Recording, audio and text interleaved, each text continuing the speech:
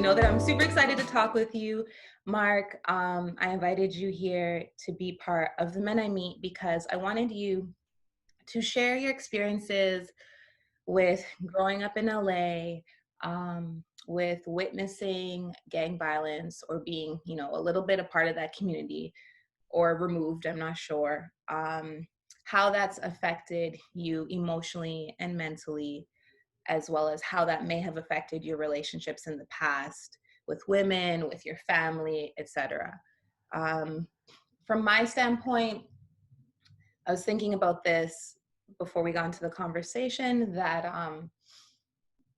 one, growing up in Toronto, like I grew up in a neighborhood that wasn't necessarily the best, but it wasn't the worst.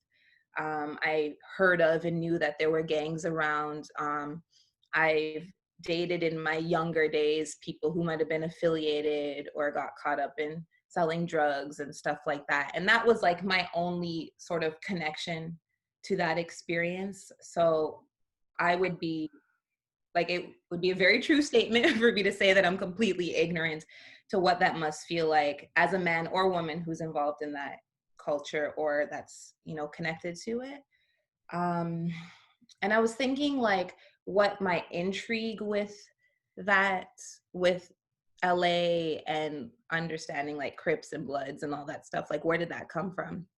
And a lot of people that know me know that like my mom really like had me reading all kinds of like Black history stuff when I was really young. Like I read The Roots at like 11 years old.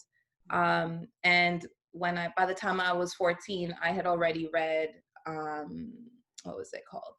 Soul on Ice by Eldridge Cleaver and this other book called Monster. And those were kind of like that was like my only visual representation of what that experience could look like, apart from like watching things like Boys in the Hood or whatever. But I reread those two books later on, like in my early 20s.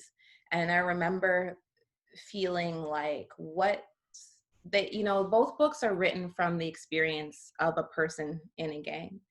And they touch on that survival mentality. They touch on,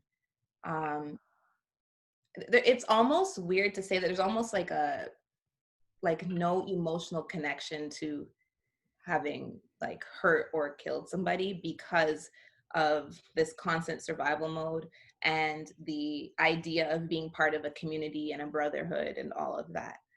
And again, like I haven't read those books anytime recently, so there's probably a lot that if I were to read now I would have missed.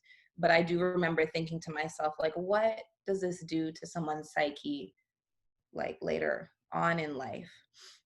So that's sort of where I want us to position the conversation. And so just start. Who are you? Who's Marc Ford from LA? What do you do? And we can get into talking about how it was when you grew up. Marc Ford, barber, 41 now. Mm-hmm. Affiliated with several different gangs, but never been involved in one, thank God. Father, son, brother,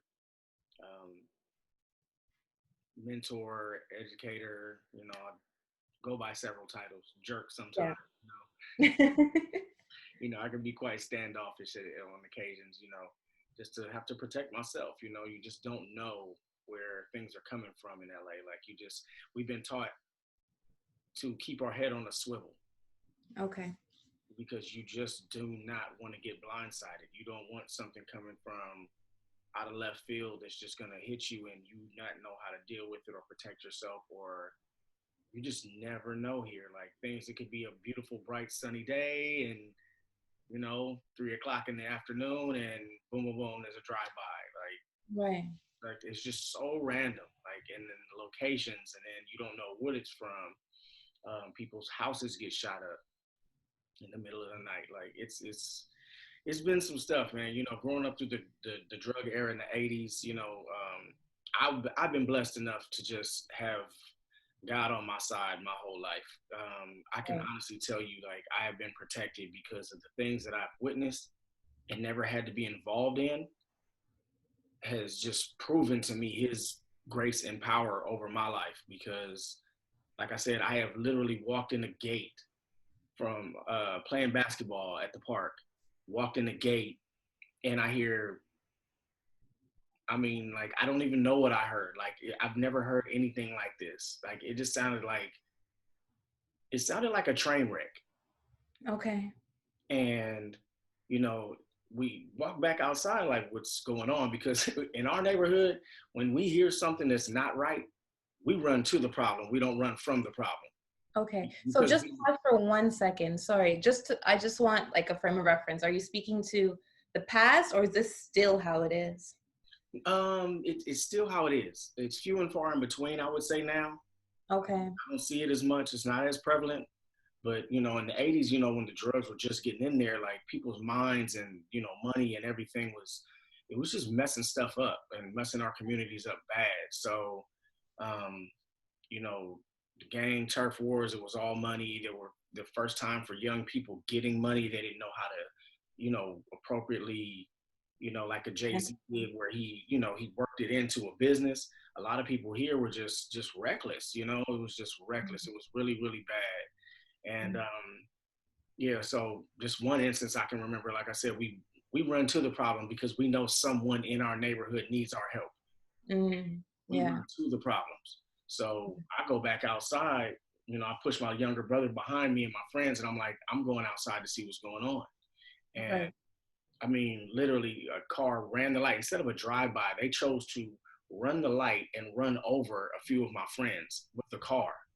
And it was just, I mean, a horrific scene from there. I'm not going to discuss, you know, further on, but you know, a lot of those situations is really kind of like you grow callous because, I mean, you shed your tears because you miss your friends, your comrades, your family members, but you grow callous instead of healing, and then you harden yourself, and then you either want to hurt someone else, or you know, you just find different ways to try your best to fix yourself, Oh, so to speak. If that yeah. When that happened to you, how old were you? that was 94. I'm 15.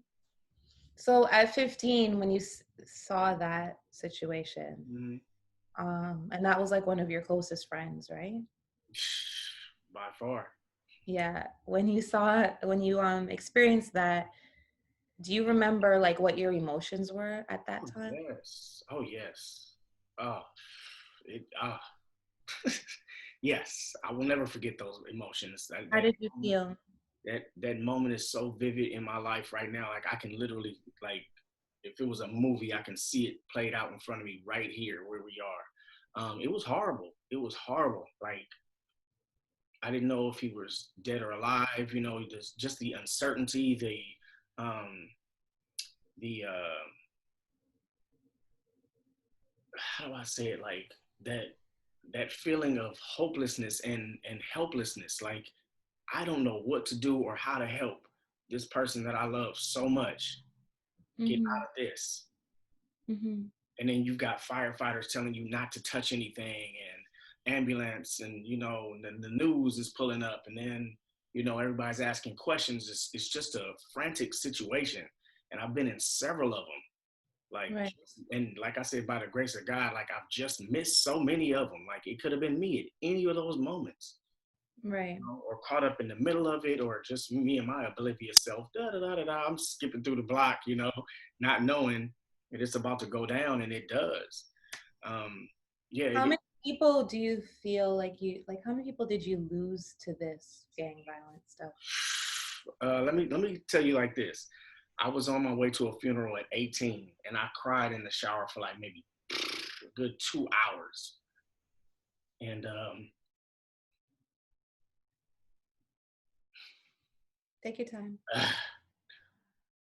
I'm good. I know my mom was waiting for me to get out the shower. Mm-hmm. She knew I'd been in there way too long. And I get out, and she said, I don't know how you do it. Like, you're 18 and you've gone to more funerals in your life than I have in mine. I don't know how you do it. Mm-hmm.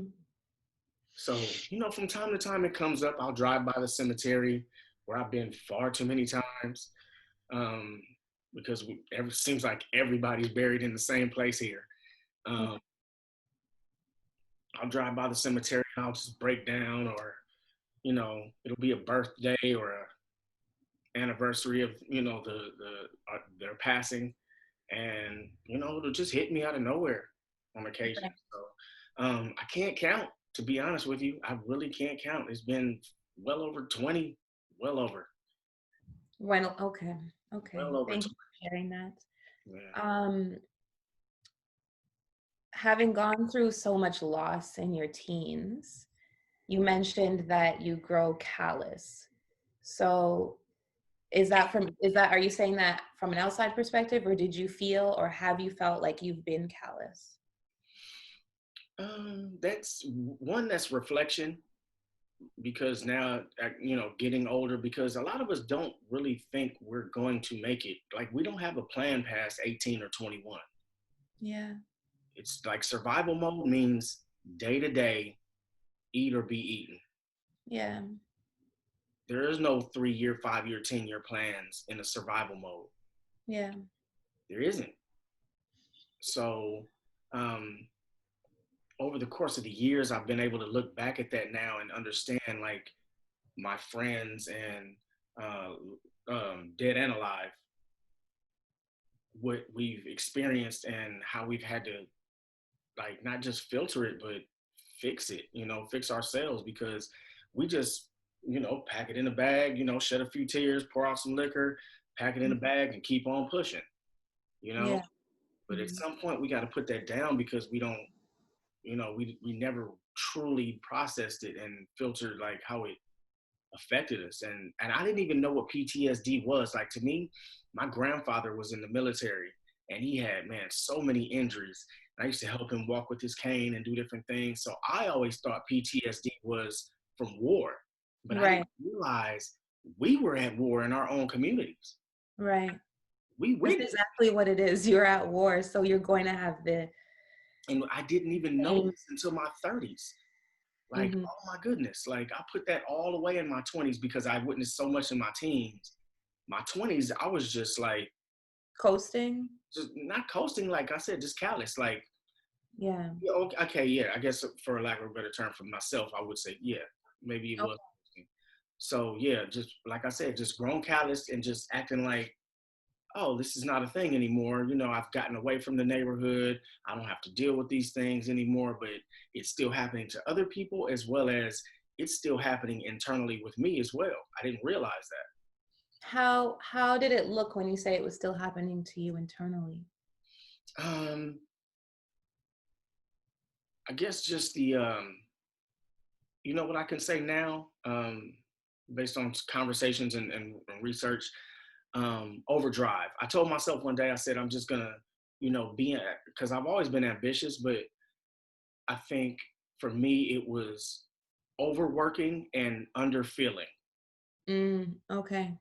Like, I'm gonna put my emotions away. I'm not gonna deal with them. It's not Right. a thing. I got work to do. I'm a man now. I'm the man of the house. I need to take care of this. I'm gonna do this regardless of what it looks like, what it smells like, how anybody else internalize it. It's not their business. I'm going straight forward for one thing. Right. Actually, that came up in someone else that I interviewed. He said a very similar statement that survival mode for him and in relationships meant the exact same thing you just described, like him just going, but realizing that he could be abrasive at times, that the woman in his life might be saying or wondering, like, what are you doing? Why are you doing it this way? Like, include me, connect with me. And he's not, because he's just tunnel vision. So would you say that that's sort of how that looked for you as well? And 100%. and Absolutely. you were in a long-term relationship, you're married, and like, did that affect you and her at all, or did she understand having come from a similar background? I'm not sure. I think she understood, but at the same time, like, women deserve their time and their place, like, they Yeah. deserve, because you desire as a woman to be cared for, and want to be thought that you're thought of, you know, Yeah. like people say, like, it's the thought that counts. But we are so intentionally driven on work and execution and results, it doubles back as I'm ignoring you. Okay. Yeah. You know what I mean? Like, you know, if you knew me, you would know that I like this flower as opposed to that flower. Yeah. You know what I mean? Like, I got you flowers, didn't I? You know, Yeah. and So that's you're not, it's not easy to always focus in on small details when you're constantly having to just move forward. correct.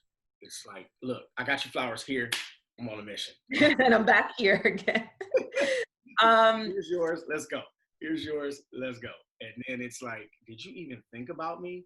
Do you care about how I feel? You know, now I hear those things later on.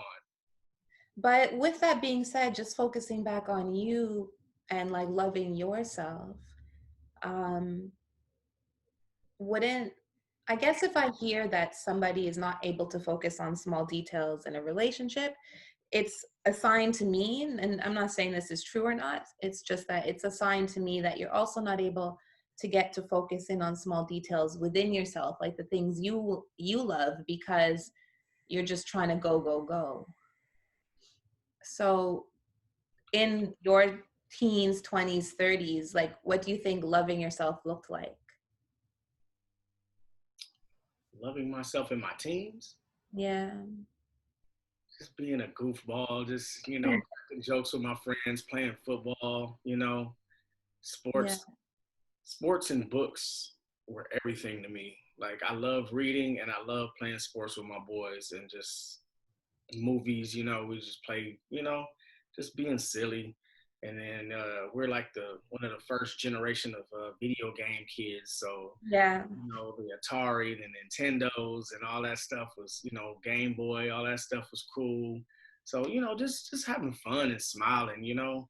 So how could you do that while people are getting killed?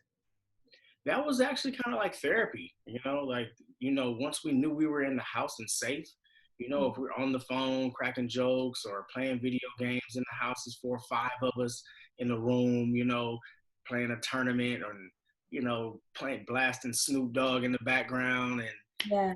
like, you know, beating up our little brother, and, you know. You know what's interesting as you're saying that, is like I feel like there's, even in your adult age, there are still a lot of men who use outlets like that as therapy.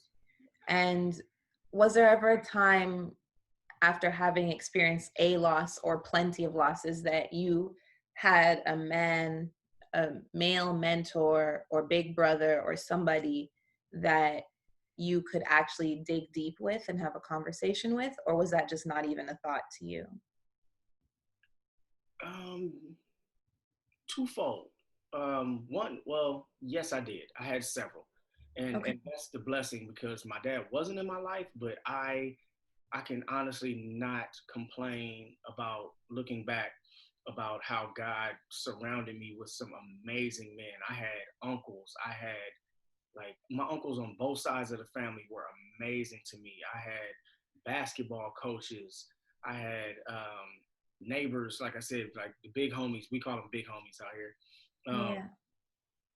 But and it's funny, like, I always had it, but those deep conversations were few and far in between. And our outlet was just having fun and letting it go. You know, it was Right. just, you know, if we dwelled on it too long, it would rip us up, you know, emotionally. And we were trained, you know, as, and I say this all the time, protectors, providers aren't really allowed to have that space to be emotional. You know, Yeah. vulnerable is one thing. I can speak my truth, but once I become emotional, it shows weakness to men and women, Okay. and it gets thrown back in our face on occasions. So a lot of us are not willing to be emotional. So there's a difference between vulnerability and emotional states. Right. Right. Whew. So Yeah. you get what I'm saying? Yeah. So as So a when you say that you were able to be vulnerable, what did that look like? It was like being oh, vulnerable, like with your wife or with your mom, and like sharing a story or crying, or you wouldn't get to the crying because that's the emotional piece. oh, I've passed all those spectrums with both of them, you Yeah. know, and Yeah. you know, the emotional part didn't get me very far. It didn't seem like with them. You know, that's my Yeah. thing. So Okay. the So vulnerable there's a part, block there. a big word. So there was a block there. So vulnerability came, sharing the experience came, but then when you actually needed to release, it was almost like you were being blocked or judged. I was definitely being judged. Okay. Yeah. And it just, Okay. and then, you know, when you come out of that emotional and vulnerable stage and then you become logical man that you are again, and then you're looking at that, I mean, you're remembering how you were treated in that emotional stage. You're Hmm. like, oh, guess what? Not again. Not Right. going Yeah. again. So now, and that's, I think there's a book called, I need to look into that. I think there's a book called Real Men Cry in the Dark or something like that. Okay. That sounds dope. Yeah. Yeah. Yeah. So Like, it's just wild that you said that because I just had a live conversation and we talked about men feeling unsafe to be vulnerable, and so this is extremely timely. But just, a lot of men did say a similar statement that oftentimes, but the thing is, I'll say this, there wasn't a distinction made between emotional and vulnerable in that conversation. So I like that you clarified that there's that. It's like you guys can get to a space of sharing your story and your experience, but if in that sharing you begin to release or you soften or you cry, oftentimes women are not able to receive that, or at least in the experiences. And I mean, a lot of men did share that in the conversation too, that they didn't feel like a lot of women knew how to receive that. And contrarily, a lot of women did. Like some women who were honest with themselves said straight up, like, yo, when he cried or did anything sensitive or emotional, like I felt defensive. I felt like I wanted to fight. And then my own personal experience. Yeah. not to cut you off, but Yeah. I noticed something when I read their book, The Five Love Languages. There's a Yeah. sixth love language for women, Okay. and Yeah. and for both of us actually, and it's security. They don't mention that. Mm-hmm. And I think the women want to fight because I call it poking the bear. I think a lot of women see a weakness in a man and they want to know that they're going to be protected if anything happens. So they start poking and prodding because they haven't witnessed either his ultimate strength or this weakness is something in them that they're resonating with as Also well. struggling with. Yeah. And now they want to fight that and get it out of them or try to help them, but they're doing it the wrong way. Right. Um, hmm. I I think I agree and disagree. I think maybe that is situational to people, different people. Yes, yes, yes. I think I can definitely see a woman who struggles with her own vulnerability being really fearful of seeing vulnerability from a man. And I see a correlation between women who do struggle with vulnerability attracting emotionally unavailable men, or what they call emotionally unavailable men. And part of the process, I think, in being able to like find that balance is being able to find that balance within yourself. So having gone through moments or states in your life where you were more calloused, was there a definitive time or situation that happened that kind of almost forced you to release?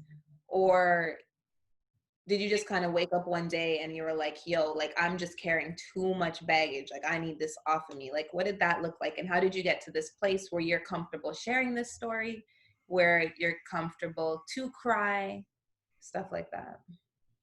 Um, sheesh. There's just been several instances in my life where, like I said, I've so much loss. And I guess I can name a couple of different, like there are I call them checkpoints in my life where my grandmother passing, well, my great grandmother passing. That was one of the first. I was like maybe 11 years old, and I'm sitting next to my grandmother, boo-hoo crying, and this is her mother that passed away. Yeah. She's just sitting there with a straight face, and I said, "Mama, like, why aren't you crying? Like, Yeah. I can't keep it together. I got snot and tears all in one. Like, I'm like, what Yeah. is going on? This is my great grandmother. I grew up with her." And she looked at me. She said, "There's nothing to cry about." Mm-hmm. There's nothing to cry about. She said she's in a better place, and there's nothing else. There's no more pain she has to suffer. There's nothing else to fear. Mm-hmm. She said, I'm happy for her. So that was one instance. And then when my grandmother passed, when she actually passed in 2000, I walked by the casket and I looked at her, and I remembered her words saying there's nothing to cry about. And I immediately just wiped my face and I was done with the tears, because I knew that this wasn't the woman that I knew. Okay. I felt, but the crazy part was I felt her spirit come to me. Like I felt stronger. I felt her come to me and say, I got you. Mm-hmm. So that, was another instance. And then there's several other, and most of it, to be honest with you, most of it revolves around death for me. Like every freaking funeral I attend now, I get stronger. It hurts on the way to it, but after seeing that shell in the casket, I know that spirit is with me, and it's built Okay. me over time. So, um, So but it's you've learned to reconcile loss by seeing that in some way, shape, or form, they're no longer suffering. one, and then two, knowing now that we are spiritual beings experiencing a physical, situation, or however you want to explain it, but Yeah. we're spiritual beings. So that spirit, that energy is now mine. I can own that, all those blessings, all that strength, all those wonderful moments that we experience. I can hold that near and dear to my heart and build myself up to another better person. But Yeah. also all the times that I have been suppressing is now coming up, and I can't hold it back, like pressure bust pipes. So new experiences with loss, you've learned to reconcile, but the old things are starting to seep through. Correct. So pressure bust pipes and builds diamonds. So now Hmm. it's building a diamond, but those old pipes are starting to burst still. And I Okay. can't hold it back anymore. It's like it's gotta come up. So I do cry on occasions, and it's old stuff, but I feel like I'm building and getting stronger as I go. So if a new death happens today, does it trigger the feelings from the past, or are you able to separate it? I can definitely separate it. Okay. it, Okay. it it would depend on like how the situation, because I did lose somebody recently to gang violence, Mm. good friend's son, and that triggered like a lot of stuff from the past because of the way he passed away, Mm. you know. Yeah. Yeah. So that kind of, but if it was just family member, natural causes, you know, a disease or something like that, like what can you do, Right. with gang violence and things like that, like car accidents and things like that, like I just truly feel like can be avoided. Right. I'm all about preventative Oh, measures. it's that sudden shock. It's that sudden shock that triggers me now. Yeah, Okay. yeah. But if I know it's coming, or I kind of gotta filter it a little bit at a time. You get that option now, but that sudden shock, the way we used to experience loss back then, like Mm. I said, you be talking to your boy, literally, he'd be like, "Man, I'm about to go across the street and get a couple Snickers and some Jolly Ranchers or something," and then all of a sudden you hear pop, pop, pop, Yeah. and you're not gonna see him again. Like that, sheesh, man, that stuff adds up. Do you have thoughts around how or why the gang culture is so prevalent? Like, I understand the bigger picture stuff. I know the government, the drugs, I know all of that. But just from like a micro level, like, could you speak to why like a close friend of yours, or if yourself or anything, just decides to be part of a gang? Is it a choice or are you chosen? Both. So it Okay. depends on who you are, because I actually chose. Hmm. However, God and the neighborhood had a different plan for me. Hmm. And as much as I tried to hang out, they were like, "Hey man, you get in the house." They're like, we don't want you. No, seriously, no, no. It was a beautiful thing though, because as much as people think gangs are bad, like gangs, like even with and a lot of people don't even know where gangs like started. Right. Crips started gangs. Crips are the oldest gang, and it's Right. not even a gang. It stands for Community Revolution in Progress. Right. It was birthed out of Out of, sort of like Black Panther vibe. out of Black Yeah. Panther Party, we were trying to protect ourselves from the police. Yeah. Like what? Yeah. Police were trying to like infiltrate us and come in the neighborhood and we just stand on the corner, rapping like Grandmaster Flash and what I'm Yeah. saying, hanging out. Next thing you know, the drugs get dropped off. Next thing you know, the guns get dropped off. Next thing you know, the police are enforcing even harder. And you guys are being pitted against each other while they're dropping these things off. Exactly. So, Right. and you can look into it. There's a program called COINTELPRO. It's counterintelligence. Yeah. Like they literally were doing this stuff to us Yeah. on purpose. So, And when you think of from a micro level, okay, if you so look at like how you said you chose and they didn't want you, right. So but you also mentioned you can be chosen. right. So there are certain people that I don't know why or what they saw in them or which, you know, shot callers made the call, but they were like, look, we need you and you're going to do the XYZ, whether they wanted to or not. And they trained them to do what they needed them to do. So by the grace of God, like I said, I just was one of the ones that were just like, no, man, you're a different dude. And they used to take care. And that's what I wanted to say. Like, gangs are not all bad. Like, these dudes really protected us in a lot of ways. Like, look, man, this is a ball player. You watch out for him. This Right. is, a super nerd. You know what I mean? Or a computer scientist. You watch out for him. He's not about this life. You put, Yeah. so there were ways and ways out. And a lot of people got them. Unfortunately, those same people weren't able to come back and bring up the rest of us. You know what I'm saying? So Right. on a micro level, I would say twofold. It's the same reason like people join sororities and fraternities. There is a sense of belonging. Like I have strength in numbers.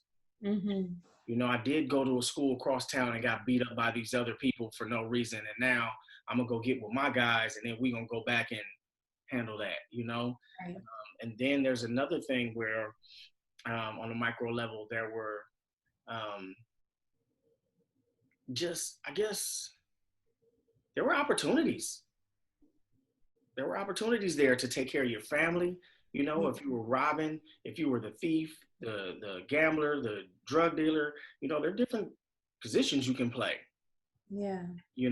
So if you had an opportunity, I mean, you coming home every day, it's roaches in the kitchen, mom not able to sustain, X amount of household goods and clothes, your clothes looking raggedy, like you didn't have anything. Like there were opportunities in the streets to go get something for yourself and bring it back and at least not, and at least just take care of yourself, if not everyone else. Right. And then there are so many ambitious, brilliant gang members who just look at Nip, like, and his whole crew, like they took care of several people, Yeah. and accumulated wealth based on effort. How did it feel when Nip died? Oh man, that hurt my soul. That hurt my absolute soul. I mean, you see it, man. Like I don't do too many tattoos for no reason. Like somebody told me early in life, like don't put anything on you forever that you don't mean and is not significant to you. And Mm-hmm. my daughter's name right next to the TMC flag, because the marathon continues. And as a Black man, I want to pick up the baton where he left off, to be honest with you. We're similar age. We grew up in similar, I mean, different neighborhoods, but, I live near where he grew up at right now. And it means a lot to me what he did, just coming from where he came from and having the same mindset as I do. I didn't get involved in gangs, but I've always had this mentality of community and building, Right. because I'm the oldest brother as well as the oldest on both sides of my family. Mm-hmm. I'm the oldest grandchild on both sides of my family. So I've always had this tribal, get behind me. I'm the big cousin. I got this, mentality, but like, oh man, it really hurt me. It really did. I really loved what he was doing, what he stood for, how he was bringing, and I don't want to disrespect us by calling our gangs the lowest common denominator, but a lot of those people are, you know, doing things that aren't Right. really morally sound. Right.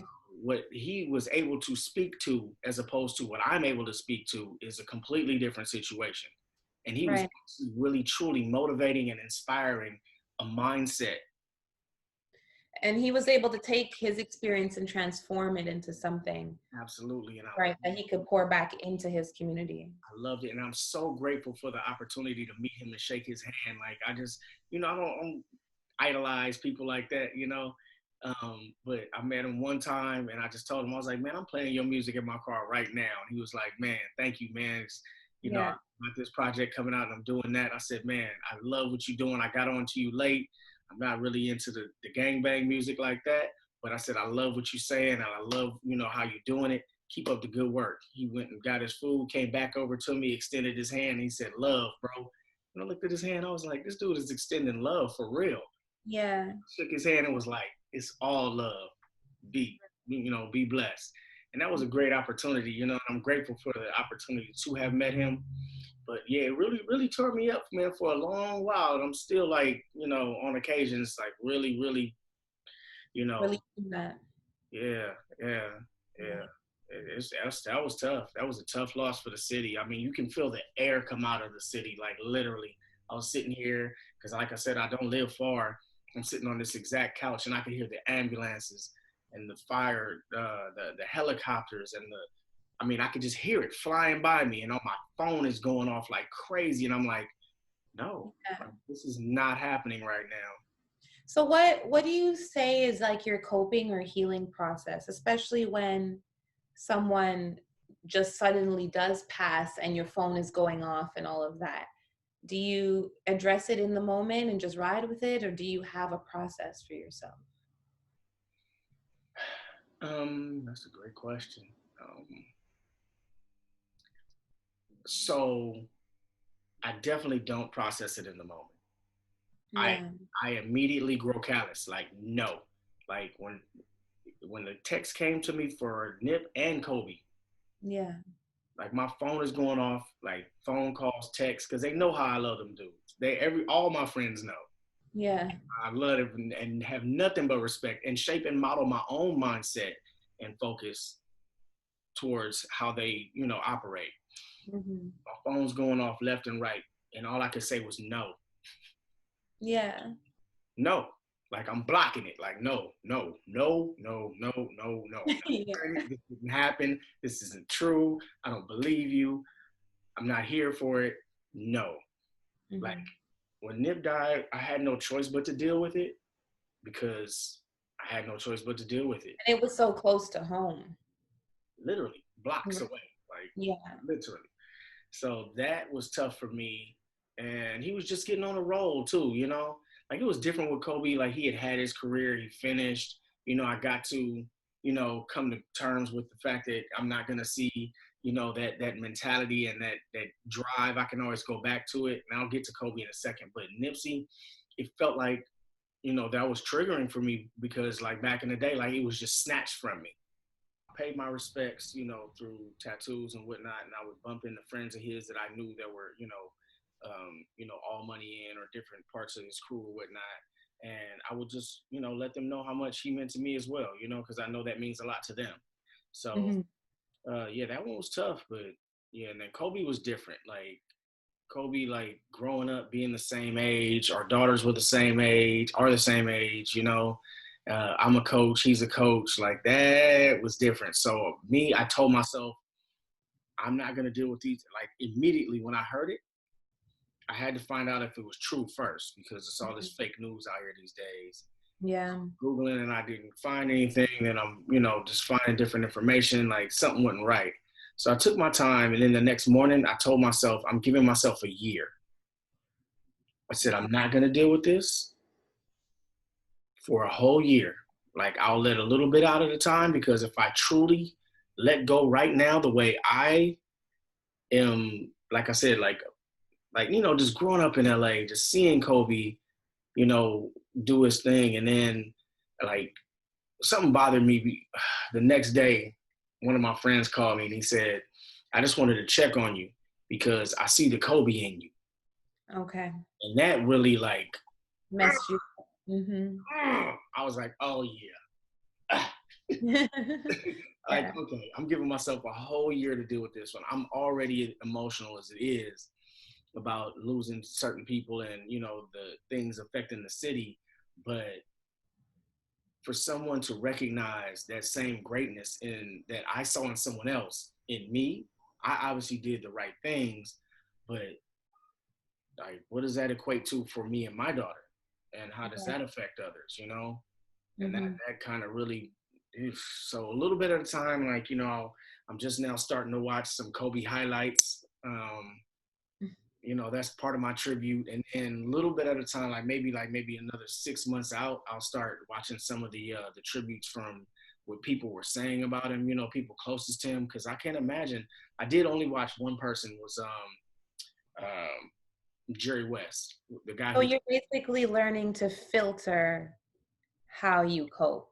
yeah. So I'm learning that it's a little bit at a time because, like I said, pressure busts pipes or makes diamonds. And in with dealing with loss for me, it's gonna bust a pipe. Right. And Right. I'm not I can't afford to. You know, too many people are counting on me at this Okay. point in my life. So where if I go off the deep end or, you know, like people get like sent into mental and emotional states that they cannot return from based on certain traumas, you know, and I just I've seen it happen so many times. Like I've watched people start to have seizures. I've watched people um uh what is it, schizophrenia, dementia. Like I've seen all of that. And I'm not here for that. Like Yeah. I can't do that to myself, you know? So Yeah. a little bit at a time, you know, I shed a few tears and now I'm learning to slowly process these things to where it doesn't like overwhelm me because I still have, as a man, as a protector and provider, I still have responsibilities as well as purpose and passion. Right. So I can't So, let loss destroy me to a point where I can't come back from it. so that's interesting because I think from my perspective, and maybe I want to go as far as saying, like, people who've gone through trauma, but who have done like X amount of work, who've given themselves the time and space to like be like, I'm going to work through this thing. Like, sometimes I look at that and I'm like, well, can you be the high level, high quality protector and provider that you want to be if you're still carrying this baggage? Do you think that you can show up the way you really are destined to be in your passion and purpose as a protector, as a provider, from whatever understanding you have as a man, if still carrying baggage, or if not learning how to cope properly? Or is that just not even a thought for men? Men are just like, yo, this is how these things look. My shit can stink somewhere else. I don't have time for that. Uh, One, like you said, is situational. But two, it's also so it's situational. It's based on experience, environment, and spirituality and mindset. Okay. You know, it's a combination of these things. Like you can't make gumbo, you know what I'm saying, without all the proper ingredients. Right. So I truly feel like it's a little bit of all of that. It's just a matter of when you're sprinkling what in and how it tastes and, you know, let me test this. Ah, too salty. Let me taste this, you know. So for us, it's for me, Yeah. for me, by the grace of God, I'm spiritually grounded. So if and when I do fly off the deep end, I'm able to come back. I'm always able to reel myself back in. You know, Yeah. it's like a kite. Like the storm or the wind is going to snatch you up sometimes. Is that connection strong enough to reel you back in Right. and bring you back in unscathed? You know what I'm saying? Yeah. So, um, or if it, you know, if you do have a broken wing or whatnot, like can you? or a broken heel, can you then mend it? Here you are with the analogies. You know? So I mean, Don't be touching my broken heels. so that's the way I think of things. Like, Yeah. because it's all relative. It's about connections and how connections and your strength and your anchor. Mm, So yeah. you mix those things together to make the perfect brew and the perfect soup. So for me, and it's unfortunate, a lot of us don't have the spiritual grounding, and then we fly off the deep end, and then hurt people, and then Right. or you go down this horrible whirlpool that you can't swim out of, and you drown. Right. But then for me it's different. I do go off the deep end, and I will have my seasons where I'm all out of whack, and I've got to get shaken out of my comfort zones, and then I rebuild. Yeah. I'm constantly rebuilding. And then I build and build and build, and I bring a bunch of people with me, because a lot of people are just out for self, but I'm one of those people that truly believe in community and family. Mm. And family is not just last name. you know like, I have a bunch of people who are now family that I don't even know their mama's name, but Right. if you call me and I call them and they call, whatever, vice versa, guess who's gonna be there first? Right. It's love is love. So um, just building community. I'm one of those people. So I'm constantly thinking about the bigger picture and more strength in numbers. So it takes some time for me to get out of my quote unquote rut or whatnot it may be, or go through my little seasons. But it's mentality. I'm always focused. I'm spiritually grounded, thank God. And then just trying to connect the last few dots, like what is the process and what is the program Right. structure, and then the effort given, and then who comes along with me, who's Right. not belong on this next boat. Right. That's fair. Yeah. Um, so I like to wrap up every conversation with, what does love look like in 3 areas of your life? So what do you think love looks like when you think about how you love yourself And this currently or future or currently? currently loving myself. Yeah. How Um, does it look? How does it feel right now? how does the love for myself feel right now? Yeah. I'm fairly consistent in that. Like, I love who I am, to be honest with you. I was the love child because I was the first grandchild and the oldest child. Like, I was the love baby. Like, everybody loved on me. Like, So were you spoiled? I wouldn't say spoiled. Like, I was spoiled in love, but I wasn't spoiled materialistically at all. Right. Mm-hmm. Like, as long as I ate and had room to run around and ride a bike, I was good. You were good. I Yeah. was good. Like, it was just that simple for me. Like, Right. yeah, but I was given so much embrace. Like, everybody, just the smiles when they saw me. You Well, know, what does you loving yourself look like right now? but moving forward, like, I don't have a problem with just being. Like, Mm. I love. I guess I would just say laughter. Um, laughter, productivity, laughter and productivity. That's what I would say. Like, as long as Oh, I'm still moving and creating things, that brings me great joy. Like, when I can create something and see that, oh, I put my hands on this, look much like a haircut. Like, yeah. when I hand somebody the mirror and they smile and they're enjoying their, the way they look, and I'm like, damn, I did that for them.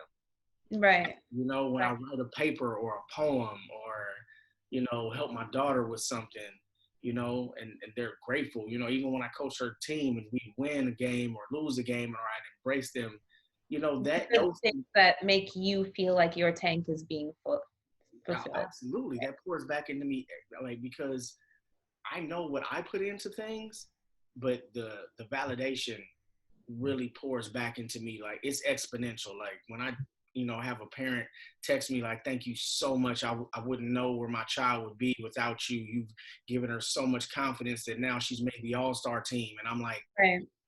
she did that, I didn't play for her. you know Right. the mom saw what I was doing and what I was saying, and now this accomplishment for that child has risen them up. Now I'm like, dang, I Right. I helped that. So Okay. So what does love look like in your relationship with your career? I am, I used to have a mentor that used to say all the time. He said, "The haircut is free. You pay for the conversation." Mm-hmm. And I used to laugh at it all the time, but then I started realizing recently, like the conversations and the compliments that have been coming back to me. Certain men saying, "Man, you know, thank goodness for you in that conversation last time you and my son talked, because now he understands me from a different angle." Right. Or just the validation, just those pats on the back that when people come back in and say, "Hey man, dude, I don't know where I'd be without you," or "You motivate me," or something you said to me last time made so much sense. So Right. it's just those subtle moments that really give me back that you're like, damn, I'm on the right track. Like I did something good for someone. Like, because you Right. don't see it, micro level, you don't see it every day. But Right. when they go when you give them that haircut and that confidence in themselves and big them up and then send them off into the world and they go get that job offer that, they were nervous about going to the interview. And then they Right. come and they say, "I got it, I got it, I got it." Of course you, Right. of course you did. Yeah. And So lastly, what does love look like when you think about your relationships? relationships as in friendships or love interests, or what do you mean? Relationships with the people closest to you, your daughter, a woman, your mom, things like that. What does it look like? It looks like reciprocal appreciation, Mm-hmm. grace, um, admiration, Mm-hmm. focus, and learning what's required, what support is required now. I'm starting to learn that. Like everybody doesn't require the support that you require. Right. Like me, I'm a big, verbal affirmation. Like, just tell me I'm doing a good job. Words of affirmation. Like, tell me I'm doing a good Right. job. I'll run through a wall for you. Right. I may speak to someone else and tell them how much I appreciate them, and that's water off a duck's back. Right. So I'm trying to learn now what other people's love language is, so that I can properly give them what they desire and somewhat like back off of my own understanding of what I desire. You know, Right. Right. because I'm not a Okay. big gifts person at all. But if you tell me I'm doing a good job and you appreciate me, I'm gonna keep doing that and more. Right. Yeah, but everybody is not like that. So, I I'm guess. trying to So learn. it's just meeting people at the level that they require and at their love languages. Yeah, so I'm trying to learn that. Yeah. I'm working on it. So where can people find you? What can they follow? What do you got going on next? Sheesh, man. I'm the Marc of Genius. That's MARC. Don't spell my name wrong. It bothers me. At the Marc of Genius. That's Instagram and Twitter. And I also have a website, themarcofgenius.com. That's TheMarcof. And you're in LA and you're a barber. So if there's any men's out in LA or women who need haircuts, Yeah, because I be cooking some women up too, y'all. Day. yeah. So So yeah, you can find him at themarcofgenius.com and book yeah. And I'm with also you working on just a the program. minute COVID is over or, we get back released into the world. Yeah, yeah. Well, most people are released into the world. Unfortunately, barbers are still deemed non-essential. So until we Yeah. become essential, I'll be sitting right here working on some more programs. So I'm actually working on a program right now for the business of barbering, because it took me so long, and thank God, by the grace of God, that I handle my business properly, because so many people think barbering is just, cutting a head, but there's so much more behind the scenes that you have to do. And by the Right. grace of God, I structured my business properly to where I'm one of the few barbers actually, being paid right now. And man, my heart goes out to those suffering, you know, and my condolences to those who have lost people and are suffering. But you know, those of us that are still here, you know, the march continues. So we just got Mm-hmm. to keep working. And I'm working on a program right now to teach the business of barbering to barbers, so that we can, as an industry and as a whole, start moving towards the professionals that we were back in the day. Yeah. And you have a podcast. I have two podcasts. I have the Dad Cast, and that's all about me and my daughter's conversations, and just also talking to different men and women about raising children.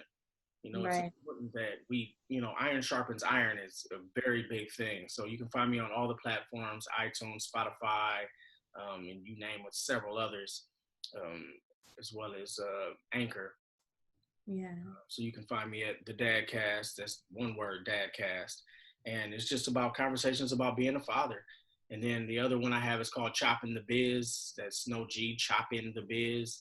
And that's on YouTube. And we just, my coworker, my co-host and I, Los, we just talk to different individuals that inspire us about the business and how they got started and how they do what they do in their process, so we can help each other. You know, that's all Right. I'm here for, is community. You know, all my platforms is all about community. Okay. Thank you so much for your time, for being vulnerable, for sharing your experiences like you have in growing up in LA, touching on the gang violence, and as well as just sharing with me and a lot of other women who are going to watch this about what vulnerability has looked like versus emotions, and how it's felt not being accepted and being judged. I think that that's going to be a really um, pivotal conversation that comes out of this. So I appreciate you for sharing that with me.